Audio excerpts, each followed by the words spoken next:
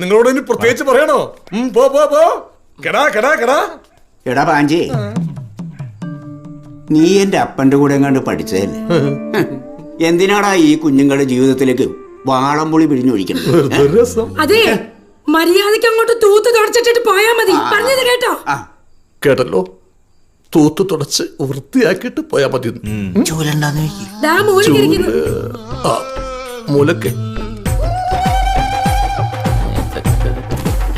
എന്താ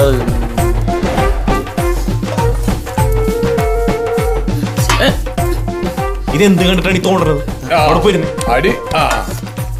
ഇവിടെ എന്റെ കാലിന്റെ അടിയില്.